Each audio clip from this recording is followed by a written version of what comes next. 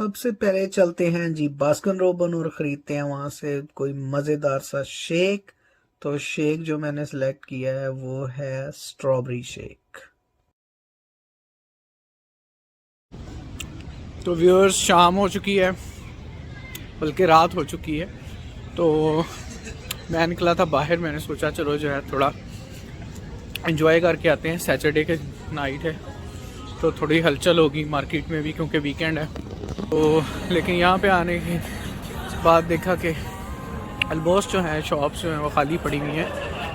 Actually ये जो university मेरी है उसके साथ ये छोटा सा सिटी है, तो इस सिटी में कुछ ज़्यादा पॉपुलेशन नहीं है, लेकिन ये फिर भी छोटा सा डाउनटाउन बना हुआ है ये वाली रोड। तो अमूमन ये वीकेंड के ऊपर जो है काफ़ी ज़्यादा रश होता है, लेकिन आज जो है बिल्कुल खाली पड़ी हुई थी तो कोई मज़ा नहीं आ रहा था। मैंने सोचा चलें जी ये पार्क चलते हैं। पार्क जो है वो इसी मार्केट के साथ ही है।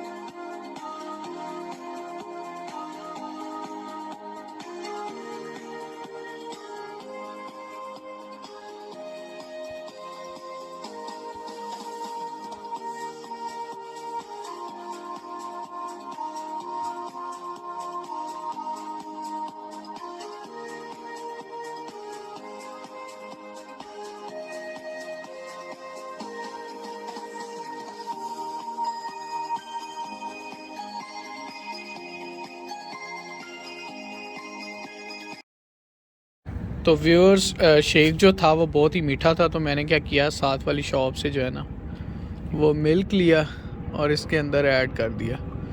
मैंने कहा चलो डाइल्यूट हो जाएगा थोड़ा ये। उसके बाद इसको अच्छी तरीके से मिक्स कर लिया। अमूमन कोरियन जो है वो इतना मीठा पीना पसंद नहीं करते, पता नहीं हुई जो ये शेक जो है वो इतना मीठा क्यों है। शेक का जो टेस्ट है वो भी काफ़ी बेहतर हो गया। तो आइए अब मैं आपको करवाता हूँ पार्क की सैर।